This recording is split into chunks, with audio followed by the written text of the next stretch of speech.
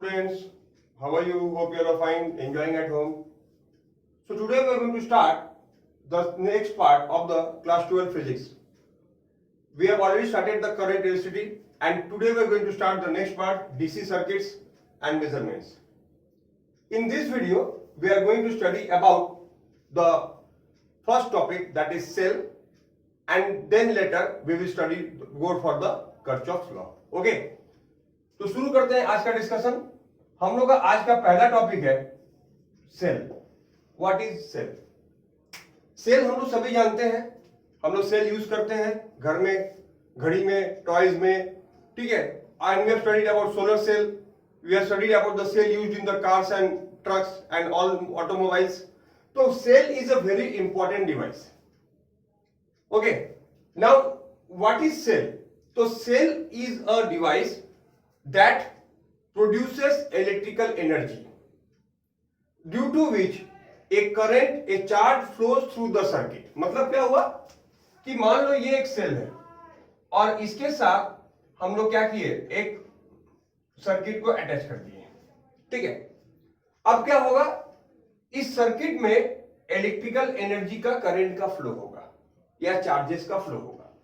तो ये सेल क्या हमको दे रहा है? What it is giving? It is giving electrical energy, and due to this electrical energy, और अब हमको इलेक्ट्रिकल एनर्जी मिल रहा है और क्या हो रहा है कि इस सर्किट में चार्जेस का फ्लो हो रहा है, और क्या हो रहा है, इस सर्किट में चार्जेस का फ्लो हो रहा है, and flow of charge is called what? Current. तो चार्जेस का फ्लो इस सर्किट में क्यों हो रहा है? क्योंकि हमको क्या हो रहा है यहाँ पे कि ये जो दो टर्मिनल्स है, इन दो टर्मिनल में से एक हो गया पॉजिटिव टर्मिनल, एक हो गया नेगेटिव टर्मिनल। ये दोनों टर्मिनल में क्या हो रहा है, एक कांस्टेंट पोटेंशियल डिफरेंस मेंटेन है, ठीक है। तो सेल करता क्या है कि सेल दोनों टर्मिनल के बीच में एक कांस्टेंट पोटेंशियल डिफरेंस मेंटेन रखता है, और हम लोग कोई भी डिवाइस को उससे अगर कनेक्ट करते हैं तो वो डिवाइस क्या होगा, उस डिवाइस को कनेक्ट करते हैं तो उस सर्किट में करंट का फ्लो होता है, चार्जेस का फ्लो होता है। तो ये हो गया सेल। अब बेसिकली सेल बनता कैसे है? देखो, हम लोग एक तो कोई भी वेसल ले लिए, उसमें हम लोग दो मेटल प्लेट्स डाल दिए।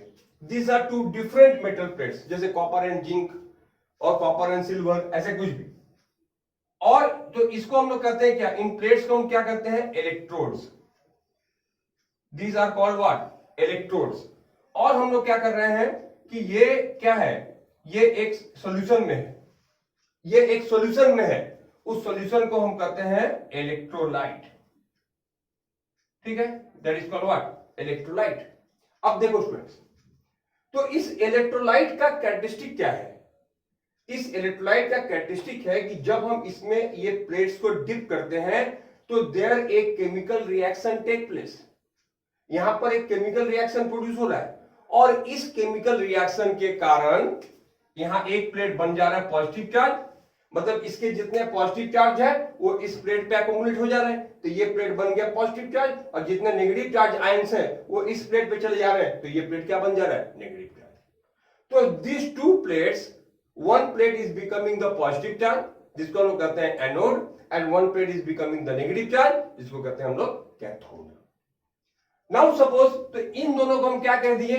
These are the two terminals of the cell. ये सेल का क्या हो गया? दो टर्मिनल हो गया। अब होता क्या है कि अगर हम इस टर्मिनल को किसी भी बल्ब के साथ ज्वाइन कर दें तो क्या होगा? उस बल्ब ग्लो करेगा, मतलब एक करंट प्रोड्यूस होगा। क्यों? क्योंकि इस सर्किट में ये यहां पर पोटेंशियल डिफरेंस है, और हम लोग जो ओह्म्स लॉ में पढ़े हैं कि पोटेंशियल डिफरेंस अगर होने से क्या होगा, वहां पे करंट का फ्लो होगा। ओके, तो this, so cell is a device, it contains two plates, these are called the electrodes, and these two plates are dipped in a solution that is called the electrolyte, and it produces what? Or this electrolyte produces a constant potential difference across the two plates. Means cell maintains a constant potential difference across the two plates. Okay? अच्छा, तो ये हो गया cell के बारे में। अगला जो टॉपिक हम लोग का है वो है इलेक्ट्रोमोटिव फोर्स, ईएमएफ, जिसको हम शॉर्ट में बोलते हैं ईएमएफ। इलेक्ट्रोमोटिव फोर्स, ठीक है।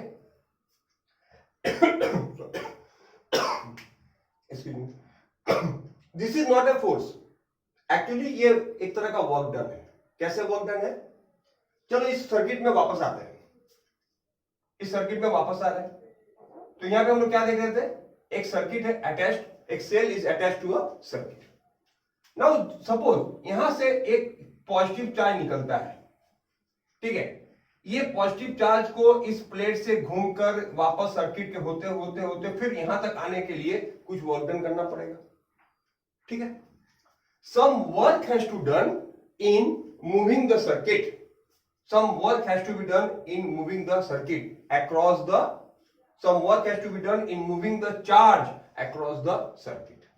So what is EMF? Please note down the amount of work done, the amount of work done in moving unit positive charge from one point of the circuit through the to the same point, from one point of the circuit to the same point, both outside the cell and inside the cell.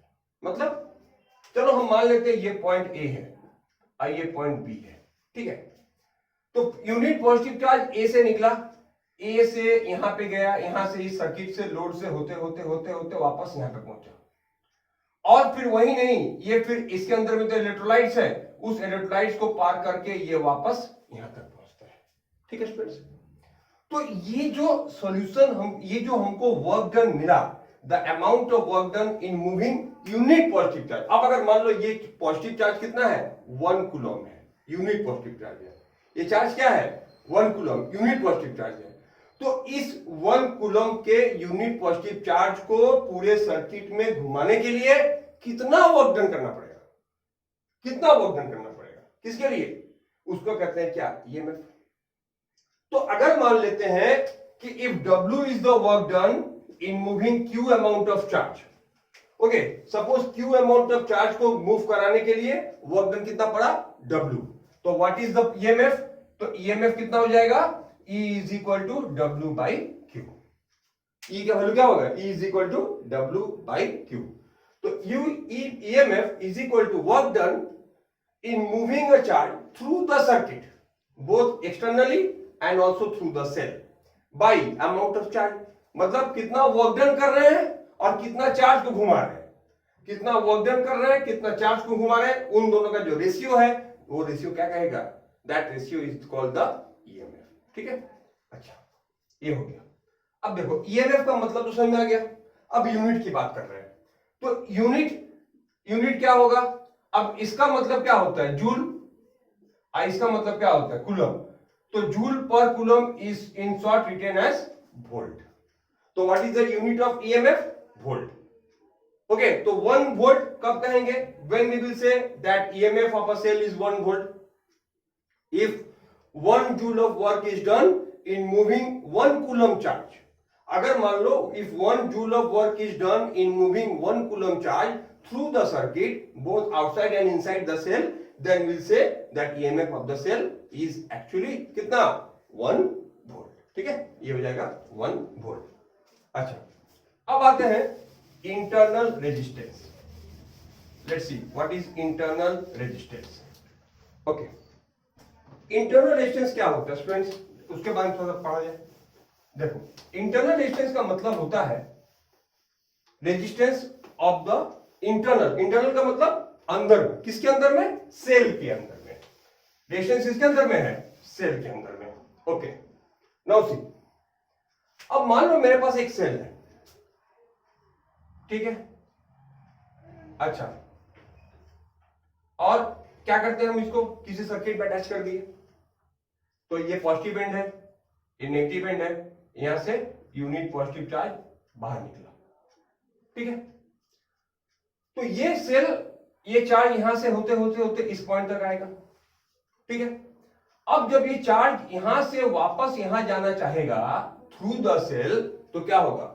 It will experience some obstruction. कौन दे रहा obstruction? Electrolyte of the cell. Obstruction दे कौन रहा है? जो cell का electrolytes है। तो ये जो सेल के इलेक्ट्रोलाइट्स हैं, they are offering some obstruction to the cell, और इस ऑब्स्ट्रक्शन को ही हम कहते हैं क्या, internal resistance of the cell. तो what is internal resistance?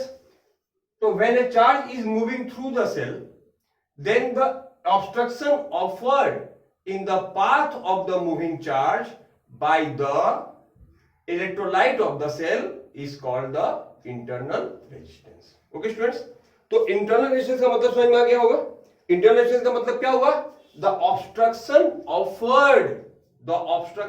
offered in the path of the electrolyte, in the path of the moving charge by the electrolyte, मतलब in obstruction offered in the path of the moving charge by the electrolyte when the charge is moving through the cell, जब cell से पास कर रहा है, मतलब negative plate से positive plate जा रहा है, ठीक है।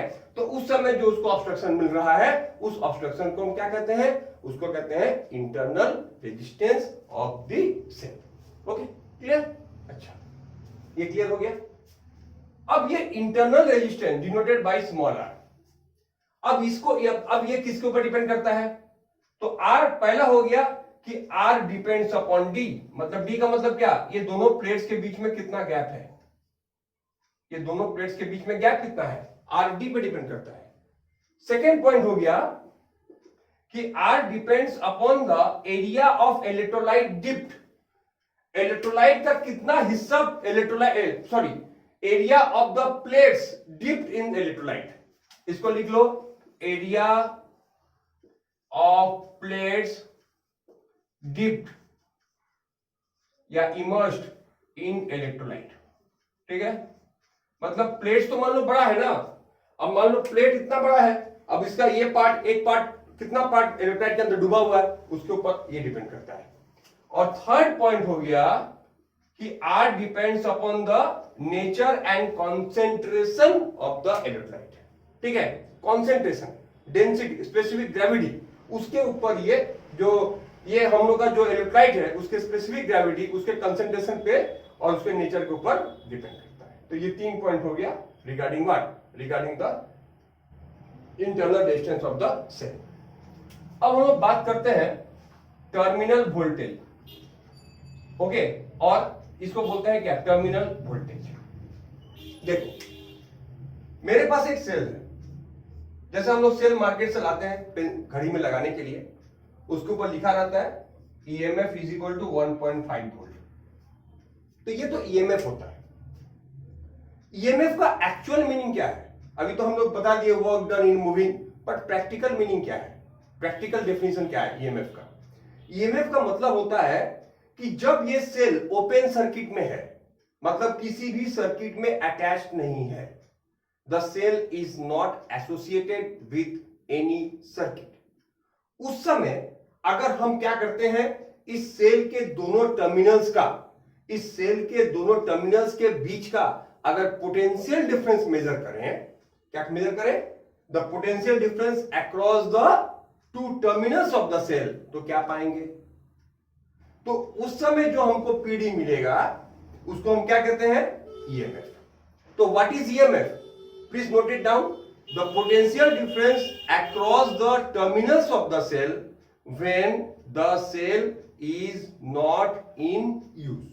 ठीक है, जब ये सेल यूज में नहीं है, या when the cell is in open circuit, open circuit में है या यूज में नहीं है, उस समय इस सेल के दोनों टर्मिनल्स के बीच का जो पीडी होता है उसको हम EMF कहते हैं। अब हम इस सेल को किसी भी क्लोज सर्किट में डाल दिए, तो जैसे ही हम क्लोज सर्किट में डालेंगे, हम देखेंगे, अब डालकर अगर हम उसका पीडी मेजर करते हैं वोल्ट मीटर के द्वारा, अब हम इसका पीडी अगर मेजर करें तो क्या देखेंगे, इसका पीडी पहले से थोड़ा फॉल कर गया, जितना EMF था उससे ये थोड़ा मिल गया, कम हो गया। तो टर्मिनल वोल्टेज क्या होता है, potential difference across the terminals of the cell when the cell is in use, या बोल सकते हो when the cell is in close circuit, ठीक है। तो व्हाट इज ये क्या हो गया, potential difference across the terminals of the cell when the cell is in use. अब ये डिफरेंस क्यों आता है, ये दोनों के टर्मिनल्स के बीच का अंतर सेल ओपन में हो या क्लोज में हो, ये अंतर क्यों आता है? Because of internal resistance. ठीक है, देखो अब हम लोग एक सिंपल सा सर्किट इमेजिन करते हैं और उसके बाद हम लोग थोड़ा कैलकुलेशन करेंगे, कोई छोटा सा डेरिवेशन करेंगे। देख सपोज एक सर्किट हम बना रहे हैं, ये एक सर्किट हो गया, एक सेल है और ये एक एक्सटर्नल रेजिस्टेंस। अब ये सेल है, इसका ईएमएफ ई है और जो इंटरनल रेजिस्टेंस है उसको स्मॉल आर मान लो, और ये हो गया पूरे सर्किट का एक्सटर्नल रेजिस्टेंस कैपिटल आर। ये सेल से आई करंट फ्लो कर रहा है, ठीक है। तो total resistance of the circuit क्या होगा? आर प्लस आर होगा। तो इस सर्किट का पूरा रेजिस्टेंस कितना हो गया? Capital R plus small R, ठीक है। Any problem? उसके बाद तो ईएमएफ तो ई है, तो by Ohm's law E is equal to I into R plus R. E equal to क्या होगा? I into R plus R. अच्छा, और भी क्या होता है? I R. भी क्या होता है बोलो? आई आर, ठीक है। तो ई हो गया, क्योंकि भी में स्मॉल आर का मतलब नहीं है, क्योंकि ये भी का मतलब क्या है? Terminal voltage. टर्मिनल वोल्टेज का मतलब होता है, अगर वर्क डन के डेफिनेशन में अगर चला जाए तो वर्क डन के भाषा में टर्मिनल वोल्टेज का मतलब क्या होगा? The amount of work done in moving unit positive charge from one terminal to the other terminal. देखो अंतर क्या है? ईएमएफ और टर्मिनल वोल्टेज में क्या अंतर है? ईएमएफ का मतलब क्या? ए से शुरू होकर वापस ए में आएंगे, ए से शुरू होकर वापस ए में आएंगे, तो जो वर्क डन करना पड़ेगा उस वर्क डन को हम कहते हैं ईएमएफ। इसमें क्या हो रहा है? एक्सटर्नल पाथवे भी आ रहा है और इंटरनल पाथवे भी आ रहा है, इसीलिए हम लोग यहां पे दोनों रेजिस्टेंस ले रहे हैं। लेकिन जब हम टर्मिनल वोल्टेज की बात करते हैं तो इसका मतलब होता है the amount of work done in moving unit positive charge from one terminal to the other. इसका मतलब क्या होता है? The amount of work done in moving unit positive charge from one terminal to other, मतलब from A to B, बस। तो इसमें internal resistance का कोई बात नहीं आ रहा है, इसीलिए हम लोग यहां पे सिर्फ क्या लिख रहे हैं? I R. अब देखो दोनों को डिवाइड करो तो ई बाई वी क्या होगा? आर आई आई कट जाएगा, R plus R by R. तो E by V equal to 1 plus R by are.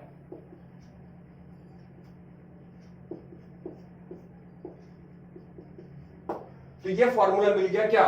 ये वैल्यू मिल गया किसका? This is the formula for internal resistance.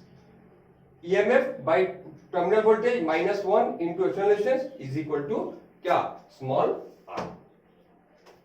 और यहां से हम लोग एक चीज और डिराइव कर सकते हैं, वो क्या? ये जो E माइनस V क्या होगा? इसका मतलब क्या? I R plus I R minus I R, एक तो क्या मिला? I R. तो E minus V is equal to I R. ये जो आई आर होता है इसको हम लोग क्या कहते हैं? वोल्टेज ड्रॉप, या इसको बहुत जगह बोलते हैं बैक ईएमएफ। बैक ईएमएफ मतलब जितना ईएमएफ हमको, मान लो मेरे पास एक सेल है 12 वोल्ट का या 1.5 वोल्ट का ही बात करते हैं, मेरे पास एक सेल है और ईएमएफ 1.5। तो हम जब उसको सर्किट में नहीं रखते हैं, when it is in open circuit, तब हम क्या देखते हैं कि हमको कितना ईएमएफ मिल रहा है? 1.5 वोल्ट। लेकिन जैसे ही हम उसको क्या कर रहे हैं? किसी सर्किट में डाल दे रहे हैं, तो उसका ईएमएफ डिक्रीज हो जा रहा है। कितना डिक्रीज हो रहा है? ये आई आर, इसका जो वैल्यू हो रहा है उतना डिक्रीज हो रहा है, माने जितना ईएमएफ पहले था वहां से इतना डिक्रीज हो जा रहा है ईएमएफ, इसीलिए इसको कहते हैं क्या? वोल्टेज ड्रॉप या बैक ईएमएफ। ओके, अच्छा, तो दिस पार्ट इज क्लियर। अब हम लोग का जो अगला टॉपिक है वो है कॉम्बिनेशन ऑफ सेल्स। हम लोग सेल्स को कंबाइन करते हैं। तो जैसे कि as per our syllabus both of ISC and CBSE there are 3 types of combination. एक हो गया सीरीज कॉम्बिनेशन, दूसरा हो गया पैरेलल कॉम्बिनेशन, और तीसरा जो हम लोग पढ़ेंगे वो है मिक्स्ड कॉम्बिनेशन, मतलब सीरीज भी है पैरेलल भी है। ओके, तो हम लोग पहला स्टार्ट करते हैं series combination of sales.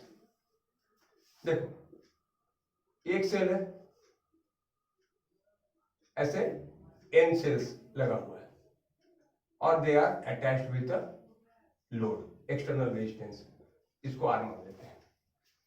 Late us assume that this is, ये क्या बन गया, ये बन गया battery. What is battery? Battery is a group of cell connected to each other, चाहे वो सीरीज में हो, पैरेलल में हो, मिक्स्ड में भी हो, जैसे भी। एक ग्रुप ऑफ सेल्स को जब हम किसी तरीके से कनेक्ट कर देते हैं, चाहे वो सीरीज में हो, पैरेलल में हो, कॉम्बिनेशन में हो, तो उसको कहते हैं क्या? बैटरी। तो बैटरी और सेल में यही अंतर है, सिंगल रहेगा तो सेल, ज्यादा रहा तो बैटरी। तो ये एक पूरा जो, मान लो इसमें n सेल्स है, let us assume here there are n cells. ये n सेल्स मिलकर क्या बना रहे हैं? अ सिंगल बैटरी बना रहे हैं। अब लेट अस अज्यूम दैट इस बैटरी से I करंट निकल रहा है।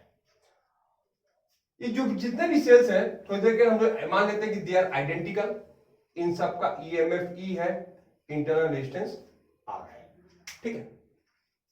तो अब मुझे बताओ, ये सभी तो सीरीज में है ना, तो टोटल इंटरनल रेजिस्टेंस क्या होगा? चलो इसको हम नाम देते हैं R1। क्या होगा बोलो? NR होगा। तो R plus R plus R plus R plus R add करना है, कितना मिल जाएगा? NR। और एक्सटर्नल रेजिस्टेंस कितना है? Capital R। तो देयरफॉर टोटल रेजिस्टेंस क्या हो जाएगा? NR plus NR plus R। ये क्या निकला? ये निकला टोटल एक्सटर्नल रेजिस्टेंस। ओके, अच्छा, टोटल EMF क्या होगा of the cell battery? Total EMF of the battery क्या होगा? NE। क्या होगा स्टूडेंट्स? NE। तो I इज इक्वल टू क्या होगा? NE by N, I is equal to NE by NR plus R। तो I इज इक्वल टू क्या मिला? NE by NR plus R। तो I मतलब करंट, जो करंट का जो वैल्यू है वो क्या होगा? NE by NR plus R, ठीक है। This is the value of current, इतना करंट हमको मिल रहा है इस बैटरी से। अब देखो पहला point, if NR is very less than R, चलो मान लेते हैं क्या कि ये जो सेल्स हैं उन सबका इंटरनल रेजिस्टेंस नेग्लिजिबल है, बहुत कम है, R के तुलना में बहुत बहुत कम है। तो क्या होगा? इसको हम लोग हटा देंगे। तो approximately what we can say, I is equal to NE by R। Okay, approximately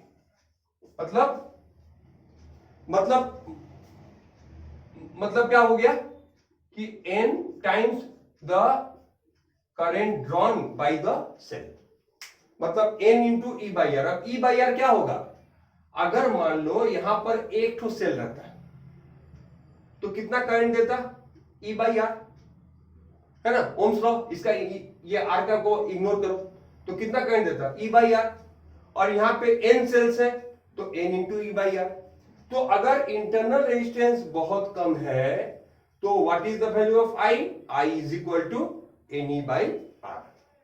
हो गया। दूसरी बात, अगर ये एक्सटर्नल रेजिस्टेंस बहुत छोटा है तो क्या होगा? I इज इक्वल टू, तो क्या होगा? हम लोग इसको अगर हटा दे रहे NE बाई NR मतलब E बाई R, तो क्या होगा? करंट डिक्रीज हो जा रहा है, तो करंट विल डिक्रीज, व्हाई? तो तब if R is very small then there is no use of, तब इतने सारे सेल लगाने का कोई फायदा नहीं है। क्यों फायदा नहीं है? क्योंकि N तो कट गया ना। तो एक सेल से जितना करंट मिलेगा 10 सेल से भी उतना ही करंट मिलेगा। तो अगर इंटरनल रेजिस्टेंस बहुत हाई है और एक्सटर्नल रेजिस्टेंस बहुत कम है तो हमको अप्रोक्सीमेटली इस बैटरी से उतना ही करंट मिलेगा जितना कि एक सेल से मिल रहा है। तो विच इज एडवांटेजियस इस कॉम्बिनेशन में? अगर एक्सटर्नल रेजिस्टेंस बहुत छोटा है तब हमको, अगर इंटरनल रेजिस्टेंस बहुत छोटा है तब हमको यहां पर बहुत ज्यादा करंट मिल रहा है, और अगर इंटरनल रेजिस्टेंस बहुत बड़ा है तब हमको करंट एक सेल के बराबर ही मिलेगा। तो हम यहाँ पे 10, 15, 20 सेल लगा लें, पर उससे जो करंट मिलेगा वो एक सेल के बराबर ही मिलेगा। तो this is all about series combination. Okay, now let's move to parallel combination and then we'll see the next one. Okay, parallel combination. अब आ रहा है बात पैरेलल कॉम्बिनेशन का। देखो, पैरेलल कॉम्बिनेशन का मतलब क्या हुआ, यहां पर एक सेल है, यहां पर एक सेल है, और फिर यहां पर एक सेल है।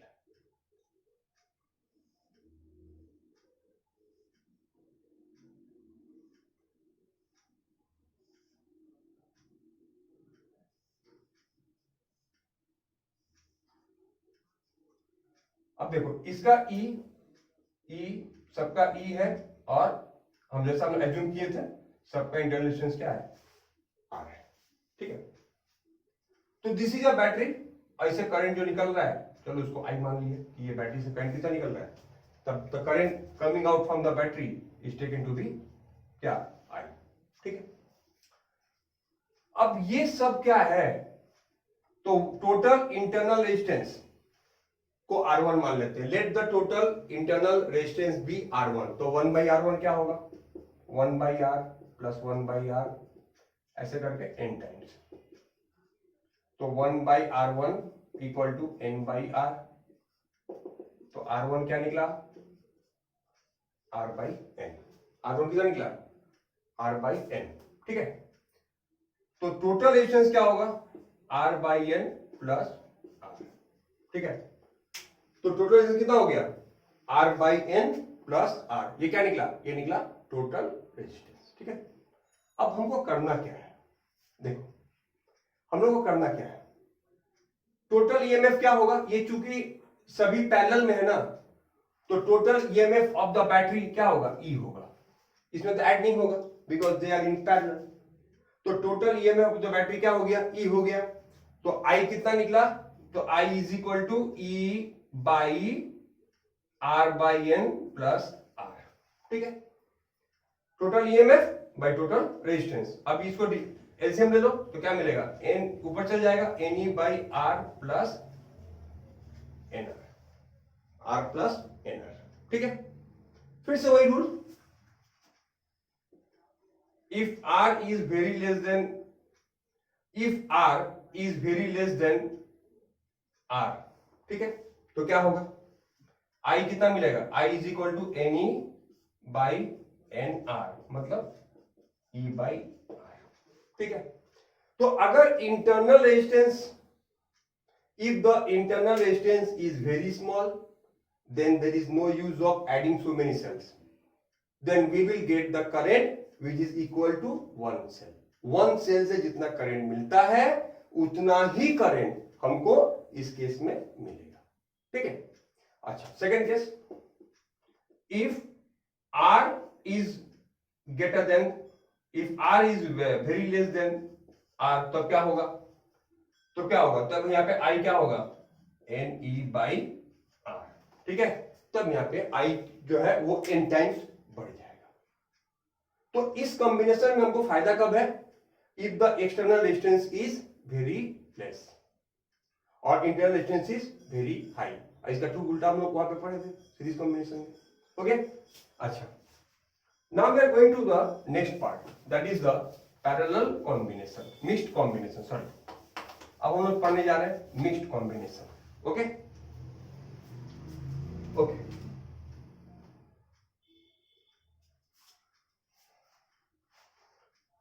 मिक्स्ड कॉम्बिनेशन, मिक्स्ड कॉम्बिनेशन में क्या होता है,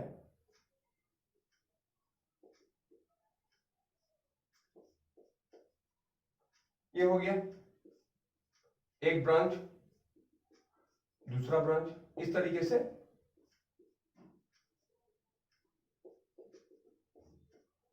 अब देखो यहां पर क्या है, पहले ब्रांच में एज्यूम कर लेते हैं, let us assume that there are n cells in this branch, n cells in this branch, इस तरीके से there are m branches।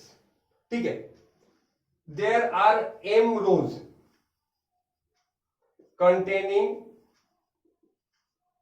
containing n cells in each row। ठीक है, क्या बोले हैं कि वहां पे m रोज है, m रोज है, ये m रो 1 2 3 4 m रोज है, और हर रो में क्या है n सेल्स है। सबका ईएमएफ को E मान लेते हैं और इंटरनल डिस्टेंस को क्या मान ले रहे हैं R। अब बोलो तो एक ब्रांच का इंटरनल डिस्टेंस कितना होगा, एक ब्रांच का इंटरनल डिस्टेंस क्या होगा, तो इंटरनल डिस्टेंस ऑफ, अच्छा ये इसको सर्किट पूरा कर देते हैं।